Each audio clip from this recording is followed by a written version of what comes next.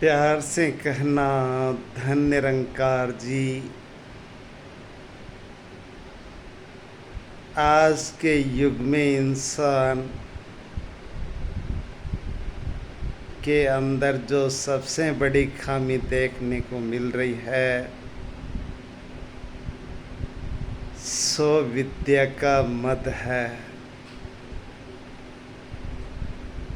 पढ़ लिख कर अपने आप को श्रेष्ठ मानने लगा है इंसान। समझने लगा है कि मुझसे समझदार और दूसरा नहीं है।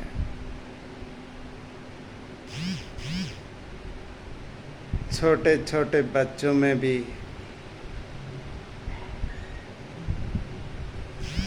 अहंकार भरा पड़ा है।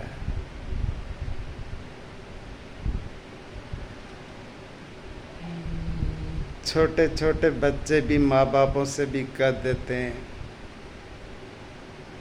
मम्मी तुम क्या समझते हो, पापा तुम क्या समझते हो, मम्मी तुम पागल हो। ये अहंकार है।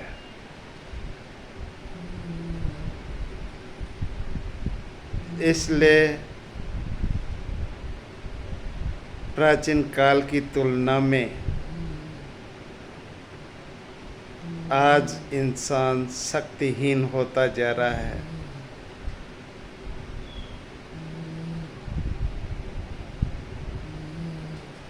गुरु पीर पैगंबरों की वाणी पर भरोसा नहीं करता है, उस पर विश्वास नहीं करता है। हुनर का मद है, मैं करता हूँ तो खाता हूँ, नहीं तो भगवान मुझे कहाँ से देगा। ये मिथ्या सोच हर किसी की हो गई है। लेकिन बुद्धिमानों जरा विचार कर देखें,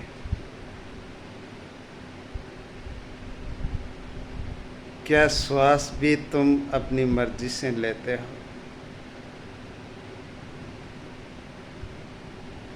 ये धड़कन कौन चलाता है? ये शरीर किससे कार्य करता है?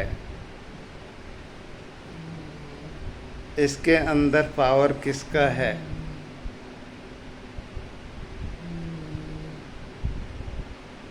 ये शरीर मर क्यों जाता है जिस पर नाज करते हैं? जिस बुद्धि पर नाज करते हैं कहीं पागल होते देखे हैं, क्यों फेल हो जाती है?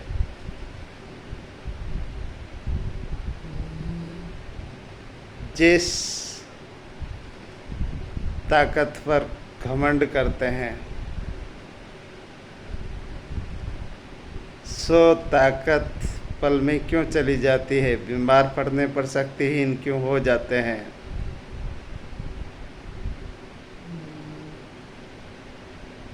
सारे क्रियाकलाप जो देखने को मिल रहे हैं, क्या सूर्य भी उदय तुम ही करते हो? क्या चंद्रमा के रूप में भी तुम ही प्रकाशित हो रहे हो? क्या फूलों में खुशबू भी तुमने भरी है? भरी है तो फिर बाजार से सेंट क्यों लाते हो?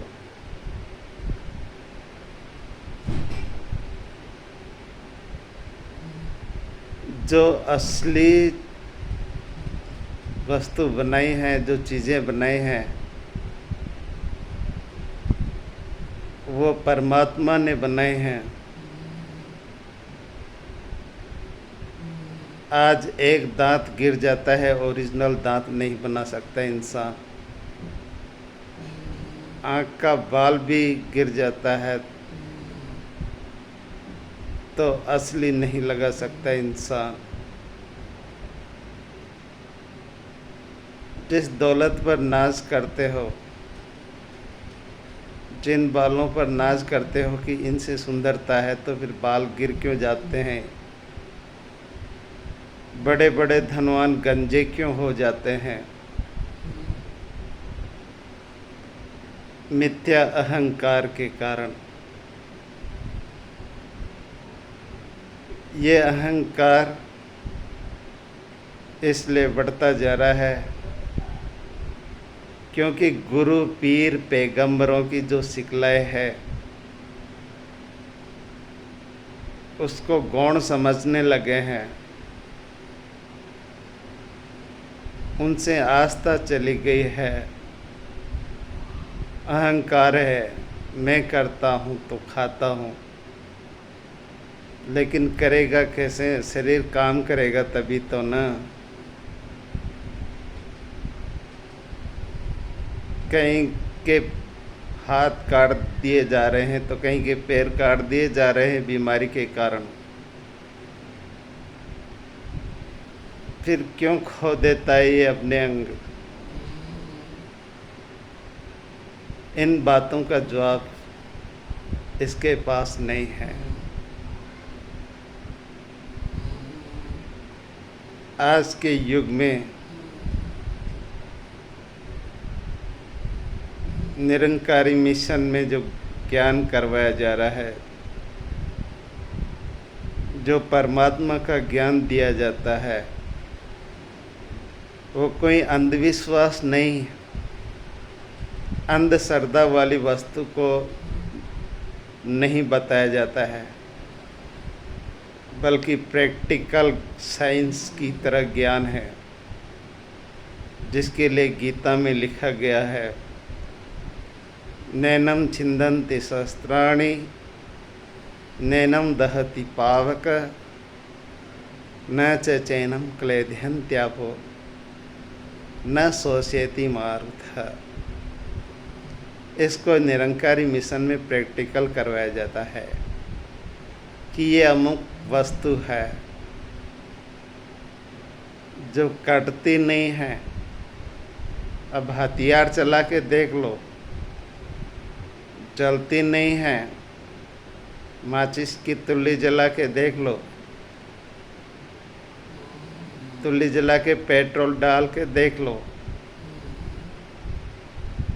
बड़े बड़े एटम बम चला लो, फिर भी ये वस्तु जलती नहीं है, भीगती नहीं है। इतनी बारिश अभी हो रही है लेकिन एक बूंद यहाँ पर नहीं टिकती है। पानी डालकर देख लो, देखें भीगता है क्या? शस्त्र काट नहीं सकते, हवा हिला नहीं सकती, पानी भिगो नहीं सकता। ऐसा ये आत्मा है। इसी बात का प्रैक्टिकल यहाँ करवाया जाता है। ये प्रैक्टिकल होने के बाद इससे जुड़ना होता है, अपने आप को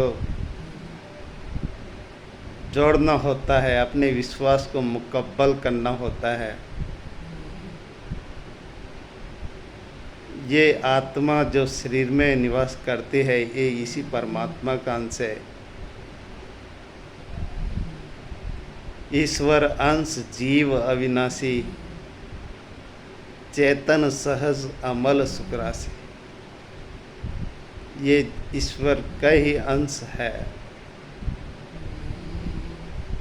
और ईश्वर की प्रेरणा से ही कार्य करता है। इसमें जो चेतना शक्ति है स्वयं परमात्मा की है।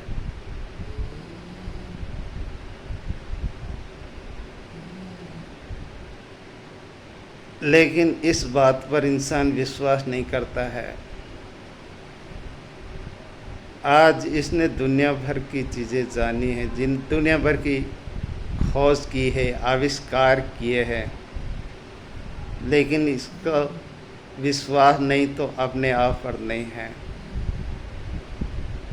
दुनिया भर को जानने से या दुनिया भर की वस्तुएं जानने से या प्रकृति की खोज करने से क्या, जब स्वयं को नहीं जाना कि मैं कौन हूँ, मैं अपने आप को ही ले लेता हूँ। मैं कहूँ कि मैं लटूर हूँ, तो ये गलत है, क्योंकि ये नाम पंडित जी ने दिया है या माता पिता ने दिया है। पैदाइश में जब बच्चा पैदा होता है उसका क्या नाम होता है? नाम तो बाद में ही रखा जाता है ना। फिर ये कौन है? कह देता है जी मैं शरीर हूँ। और जब तू शरीर है तो शरीर को भी शरीर सिद्ध नहीं कर सकता। पूछा जाए कि शरीर कहाँ है तो कहता है ये शरीर है। भाई ये शरीर नहीं, ये सीना है। इसको बताता है तो ये चेहरा है, ये हाथ है, ये पैर है। इन सब अंगों से मिलकर शरीर बना है, लेकिन शरीर दिखाई तो देता नहीं है ना। शरीर को शरीर सिद्ध नहीं किया जा सकता, लेकिन आत्मा को गुरु सिद्ध करके दिखला देता है कि ये तो तेरा परमात्मा है, इसका अंश तू आत्मा है। जब ऐसा ज्ञान हो जाता है, सिमरन किया जाता है, तो विश्वास बढ़ता चला जाता है। बाहरी जो विकार है ये छूटते चले जाते हैं। एक अलौकिक शक्ति का आभास होता है, एक ऐसी ताकत का जिसको हजम कर पाना आसान काम नहीं है।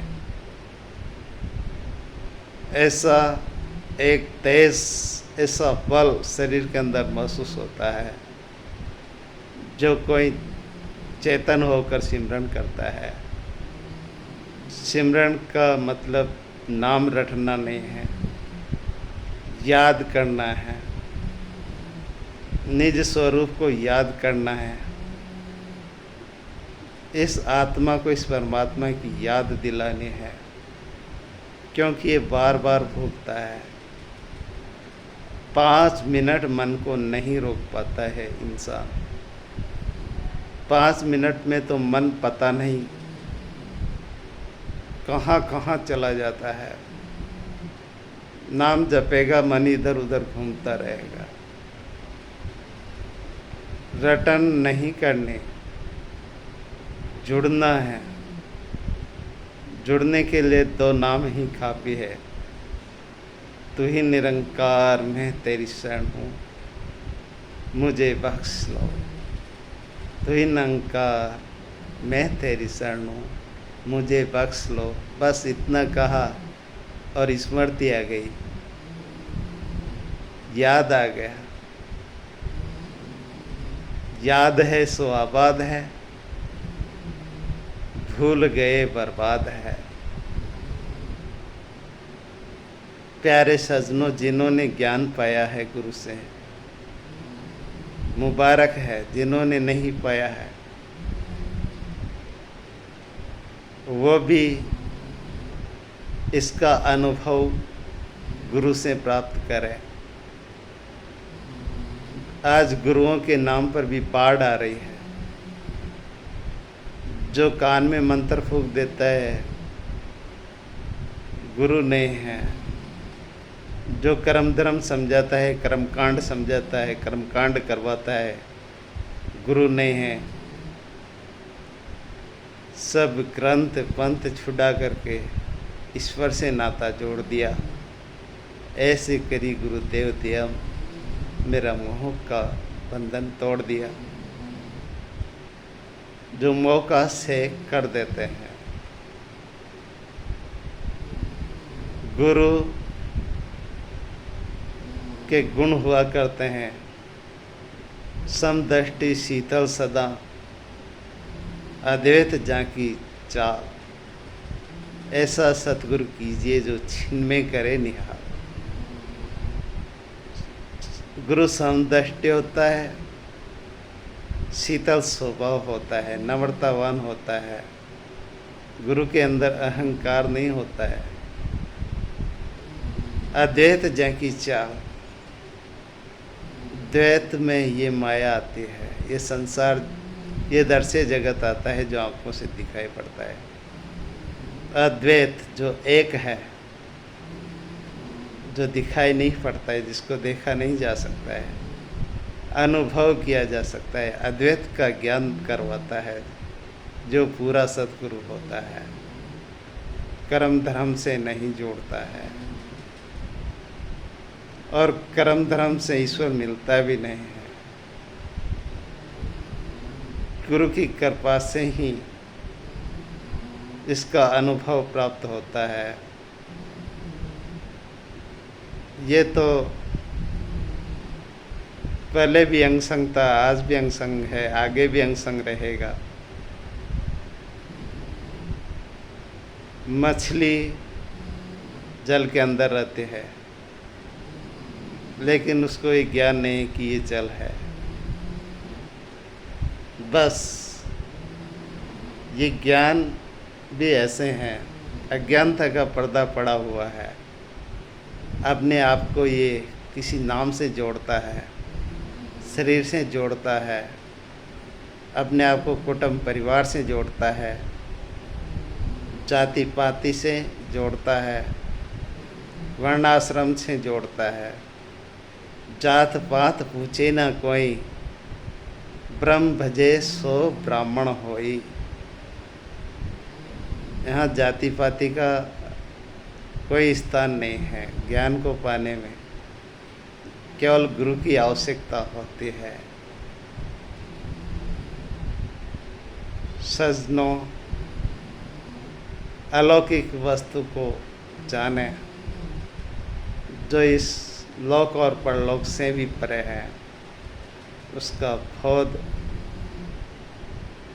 माता सुदीक्षा जी करवाती है। उनकी कृपा से संत लोग ये ब्रह्म ज्ञान समझाते हैं। इसको प्राप्त करें, जीवन की दिशा भी बदल जाएगी और दशा भी बदल जाएगा। कहे हुए शब्दों पर मैं भी चल पाऊँ, इसके लिए मैं प्रार्थना करूँगा सतगुरु के चरणों में कि हे माँ, जैसा ज्ञान दिया है वैसा ध्यान बख्श, मजबूत कर तेरे भक्त को।